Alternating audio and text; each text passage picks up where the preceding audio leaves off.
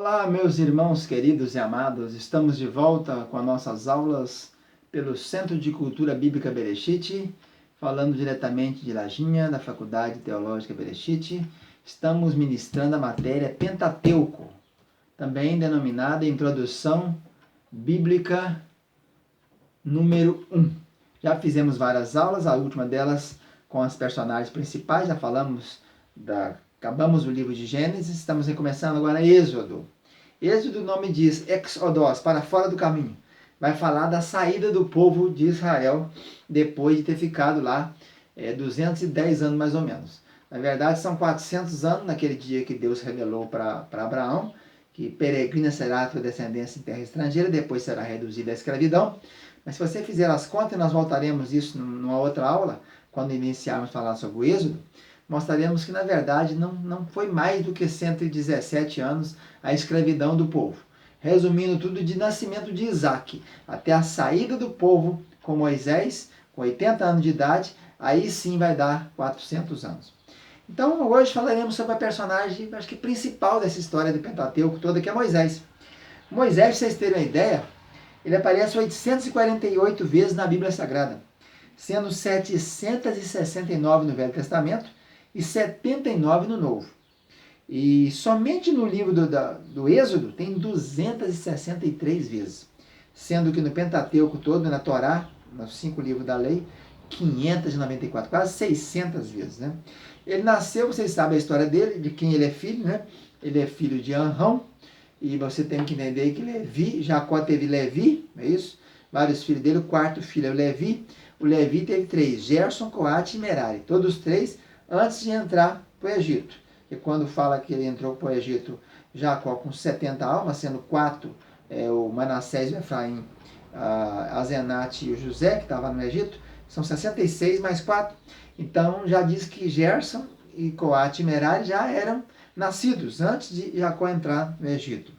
Então depois o Coate então, tem 4 filhos, Anrão, Izar, Hebron e Uziel. O Anrão tem então esses 3 meninos. Tem o Arão, o Moisés e a Miriam. O Miriam, Arão e Moisés. Né? E diz que taxativamente diz que a Joquebede, que vem a ser a mulher de Moisés, ela teria, Arão, né, a mãe de Moisés, ela teria nascido no Egito. Ela era filha de Levi também, filha mulher. Então ela vem ser a mãe de Arão, Moisés e Miriam. Então Joquebede, então, é essa que é irmã de Gerson, Coate e Merari, que são filhos de Arão. Então ele nasceu lá no Egito, naquele tempo já estava a escravidão vigente. Eles esconderam por 3 meses, havia um decreto para tentar diminuir a população, né? E eles esconderam ele por 3 meses, depois colocam no rio. Todo mundo viu aí na Rede Record a história de Moisés, né? E a rainha, a filha do rei, no caso o rei Seti, a rainha não se chama Hatshepsut, se chama Hanutimiri, ela então adotou ele, e a Miriam acabou levando o menino para ser criado para a mãe. Já viu quando ele era grande, não fala quando foi essa época, ele foi levado para o palácio e ela deu o nome de Moshe, tirado, sacado, tirou das águas. E ali não fala também sobre o tempo que ele ficou sendo criado, só diz o Atos capítulo 7, 22, que ele foi instruído em toda a ciência dos egípcios, e era poderoso em suas palavras e obras. Isso fala lá no Atos dos Apóstolos. Então Moisés, nesse período aí, ele fala que depois também, sendo grande, um dia foi lá ver o povo dele que estava na terra de Gozém, e teve ali uma escravidão muito forte, e ele viu um camarada brigando com outro judeu, separou e matou, no caso, primeiro dia, um egípcio que maltratava um judeu, e depois, quando estavam 2 judeus brigando, ele foi discutir, eles falaram, você quer matar também como matou o outro? E ele fugiu.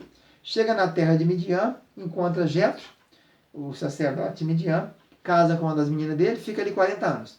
Então tem 40 na vida de Moisés. 40 anos que ele ficou no Egito, 40 anos que ele está no deserto, e depois 40 anos que ele fica no deserto, 40 anos no Egito, e 40 anos no Êxodo, carregando o povo nos 40 anos finais da vida dele, até morrer.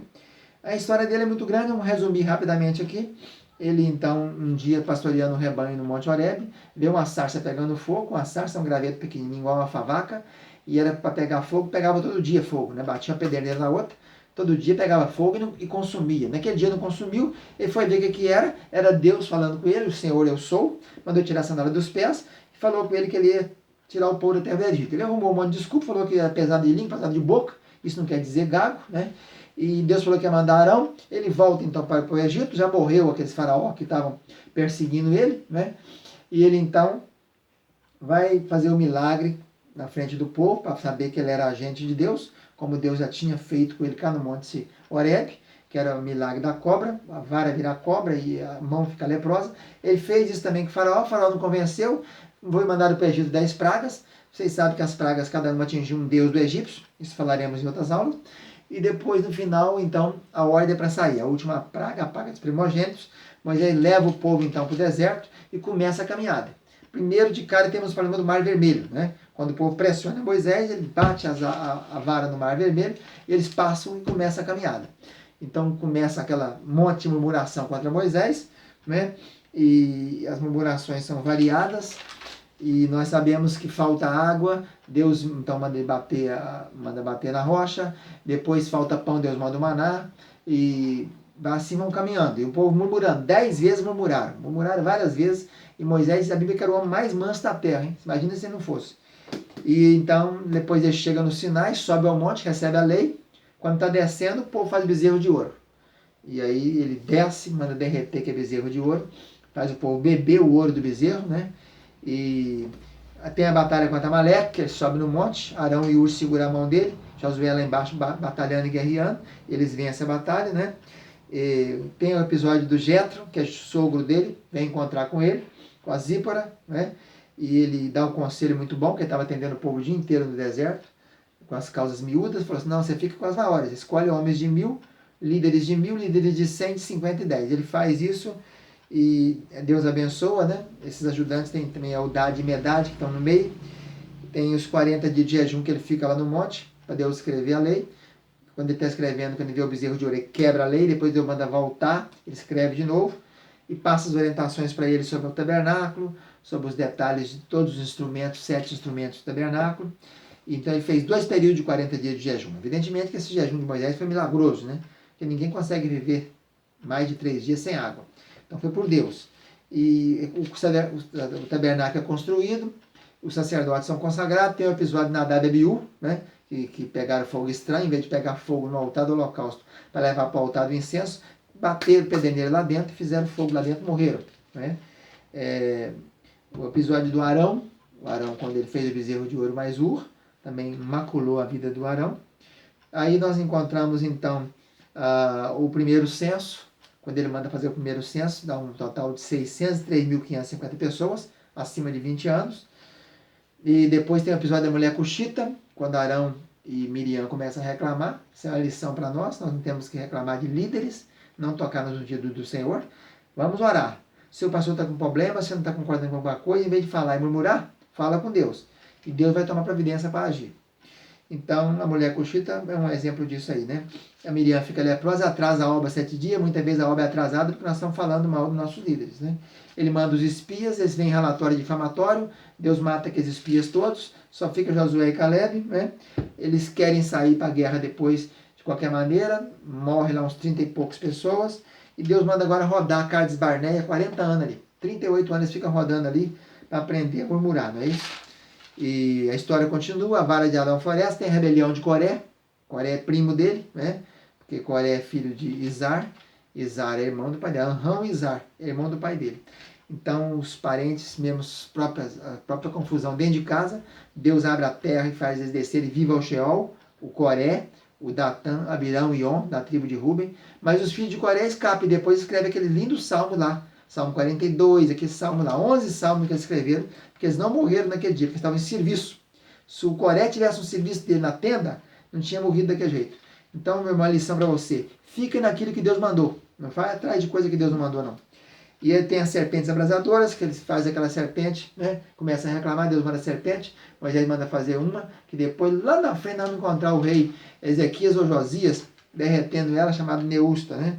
Tem o caso do Balaão, que ele amaldiçoou o povo, depois faz aquela confusão Baal-Peor. O segundo censo diminuiu a população.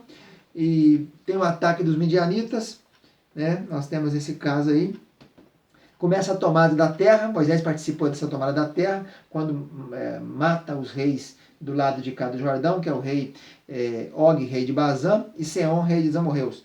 E é aquela terra que vai ficar para a tribo de Ruben, de Gad e metade de Manassés. Né? As cidades refúgio que vai colocar ali, e começa a preparar a sucessão de Josué. No capítulo final de Deuteronômio, ele faz a segunda lei, no livro de Deuteronômio, ele repete a lei todinha, né? 11 jornadas de Cades Barneia, do Monte Horebe até Cades Barneia, ele repete a lei, Deuteronômio quer dizer isso, segunda lei, repete ela toda e dá a bênção para cada tribo no capítulo 33 de Deuteronômio. E a Bíblia diz que ele sobe no Nebo, por causa daquela desobediência, em vez de falar a rocha, na segunda vez, em Refidim, ele bateu na rocha, Deus não deixou ele entrar na Terra Santa. Então ele sobe no cume do Pisga, no Monte Nebo, e a Bíblia nos diz lá depois em Judas capítulo 1, 9, vai dizer que quando o arcanjo Miguel disputava com Satanás a respeito do corpo de Moisés, não ousou proferir contra ele juízo infamatório. E lá no Torá, nós vamos saber no livro da lei, que Deus enterrou Moisés, ele morreu. Moisés morreu, foi enterrado. Mas houve uma disputa com Satanás, queria pegar o corpo dele para fazer idolatria, com certeza. Né? Ele morreu com 120 anos, tem o Salmo 90, que é o Salmo de Moisés, que ele diz que os dias do homem são 70, quando passa disso e chega a 80 é cansado e enfado. Então, por causa desse salmo aí, ele escreveu essa parte aqui, ó. 120 anos morreu Moisés, seus olhos não escureceram e nem perdeu o vigor. Para mostrar que ele foi diferente, porque Deus foi um profeta que nunca teve igual ele, que Deus falava face a face com ele. Deus falava direto com ele. Ele viu Deus, ele esteve no monte, foi uma bênção muito grande. Moisés e Elias transfiguraram, Mateus 17, 3, nós temos a transfiguração deles, né? E em Jeremias também encontramos Moisés e Samuel, que são exemplos de líderes que disse em Jeremias que ainda que eles intercedessem, não resolveria. Então essa é a história de Moisés, rapidamente. Nós voltaremos depois em outras aulas, falando mais sobre outros livros. Um abraço.